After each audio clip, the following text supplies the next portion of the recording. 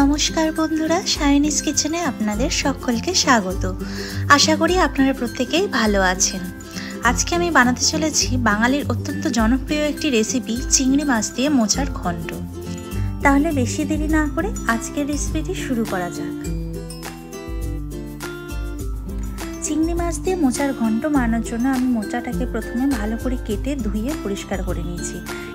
এরপর আমি একটা প্রেসার কুকারে কুচানো মোচাটা দিয়ে নুন এবং হলুদ অ্যাড করে 1 কাপ জল দিয়ে 2 থেকে 3টে সিটি দিয়ে মোচাটা সেদ্ধ করে নেব।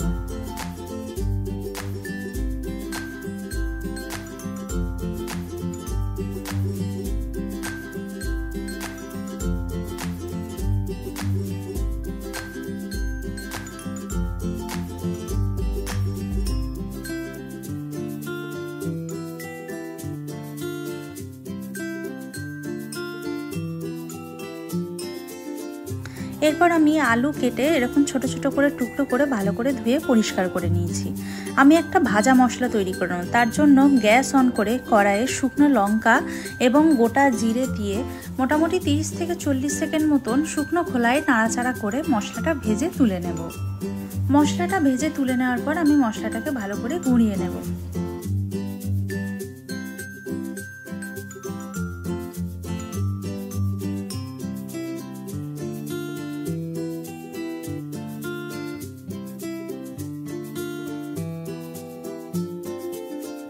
মশলাটা ভেজে তুলে নেওয়ার পর আমি কড়াইয়ে 2-3 চামচ সর্ষের তেল অ্যাড করে দেব এবং আলুর টুকরোগুলো খুব ভালো করে ভেজে তুলে নেব।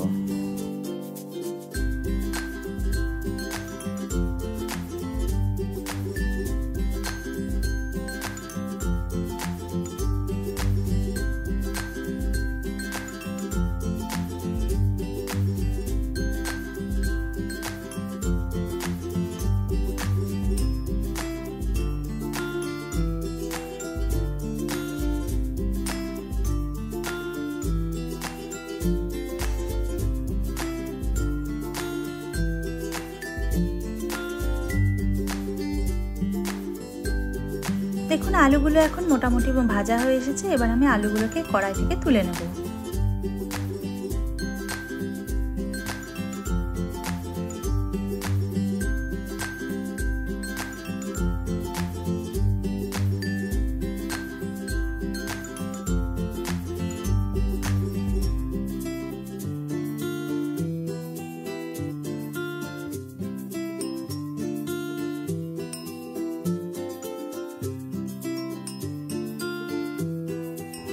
এরপর কড়াইয়ে আরও একটু সর্ষের তেল অ্যাড করে চিংড়ি মাছটাকে আমি নুন এবং হলুদ দিয়ে ভেজে তুলে নেব।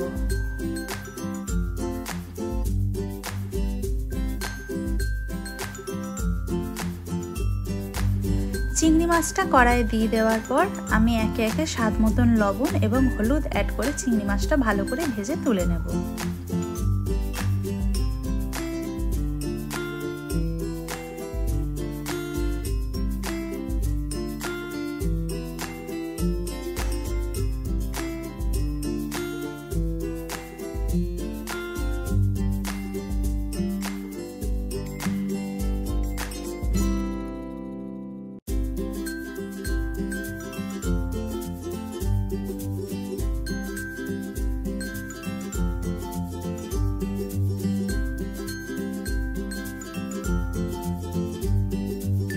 এরপর কড়াই আমি আরো 2 চামচ সর্ষের তেল অ্যাড করে দিলাম।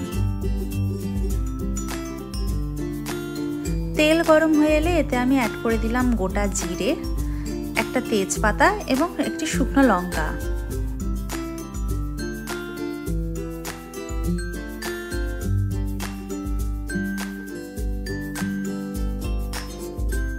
এগুলোকে আমি কড়াই 30 সেকেন্ড মতো নাড়াচাড়া করে নেব।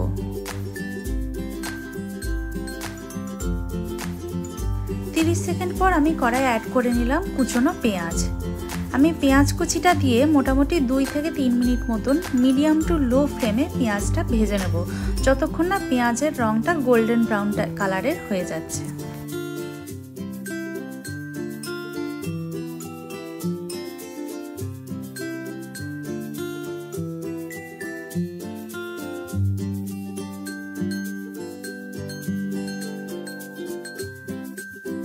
পেঁয়াজের কালারটা দেখুন চেঞ্জ হয়ে এসেছে। আমি এখানে অ্যাড করে দিলাম কুচনো টমেটো। টমেটোটা দিয়ে আমি একটু নুন অ্যাড করে টমেটোটা নাড়াচাড়া করে গ্যাসের ফ্লেমটা লো রেখে আমি ঢাকা দিয়ে মোটামুটি 1 থেকে 2 মিনিট মতো টমেটোটা হতে দেবো। ঢাকা দিয়ে টমেটোটা রান্না করলে টমেটোটা খুব তাড়াতাড়ি নরম হয়ে যাবে।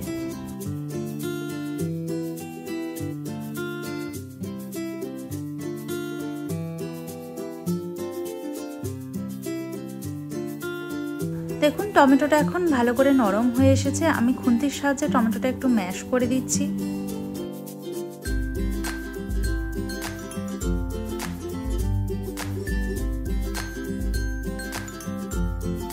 টমেটোটা এখন ম্যাশ করে নেওয়া হয়ে গেছে। এবার আমি এতে অ্যাড করে দিলাম 1 টেবিল চামচ আদা বাটা এবং 1/2 টেবিল চামচ রসুন বাটা।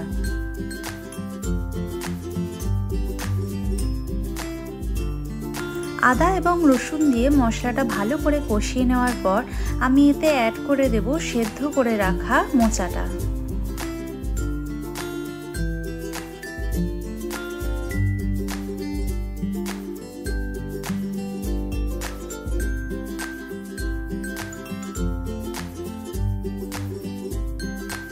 এবার আমি এটাকে নাড়াচাড়া করে ভালো করে মিক্স করে নেব।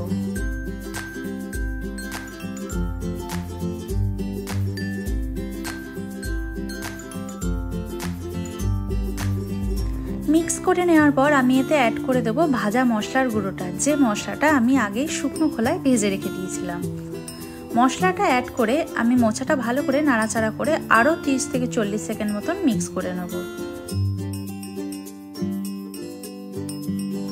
এরপর আমি এতে অ্যাড করে দিচ্ছি সামান্য পরিমাণ হলুদ গুঁড়ো আর ভেজে রাখা আলু এবং চিংড়ি মাছটা। সব কিছু দিয়ে ভালো করে মিক্স করে আমি মোটামুটি আরও 2 থেকে 3 মিনিট মতন রান্নাটা কষিয়ে নেব।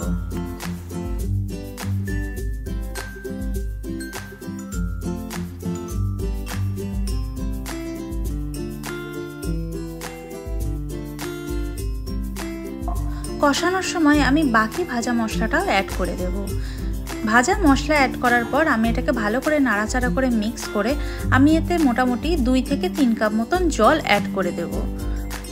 এই সময় আমি আর লবণ অ্যাড করব না, কারণ চিংড়ি মাছ ভাজার সময় এবং মশলা কষানোর সময় আমি এতে লবণ দিয়েছিলাম। এরপর আপনারা স্বাদ বুঝে এতে লবণ অ্যাড করতে পারেন। এরপর আমি রান্নাটা ঢাকা দিয়ে গ্যাসের ফ্লেম কমিয়ে মোটামুটি 10 মিনিট মতন রান্নাটা হতে দেব। ফিরে আসবো 10 মিনিট পর।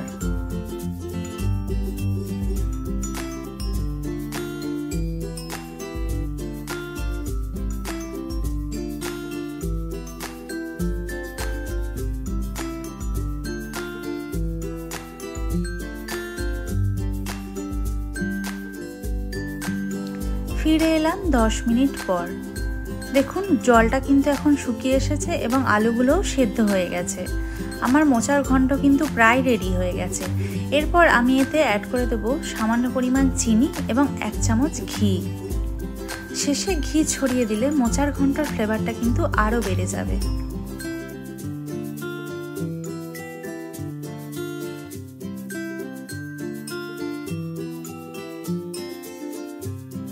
ঘি ছড়িয়ে আমি রান্নাটা ভালো করে নাড়াচাড়া করে মিক্স করে গ্যাসের ফ্লেম বন্ধ করে ঢাকা দিয়ে মোটামুটি 5 মিনিট মতন রেস্টিং টাইমে রেখে দেব।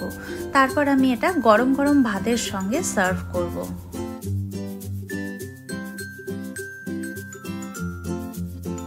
চিংড়ি মাছ দিয়ে মোচার ঘন্ট এখন রেডি হয়ে গেছে। আমি এটা সার্ভ করে নিয়েছি। আজকের এই রেসিপিটা আপনাদের কেমন লাগলো আপনারা প্রত্যেকে অবশ্যই আমাকে কমেন্ট করে জানাবেন। যদি ভালো লেগে থাকে তাহলে লাইক, কমেন্ট এন্ড শেয়ার করে দেবেন এবং আমার চ্যানেলটি অবশ্যই সাবস্ক্রাইব করে দেবেন। পাশে বেল আইকনটিও প্রেস করে দেবেন। সকলকে ধন্যবাদ। সুস্থ থাকবেন, ভালো থাকবেন। দেখা হচ্ছে পরের ভিডিওতে।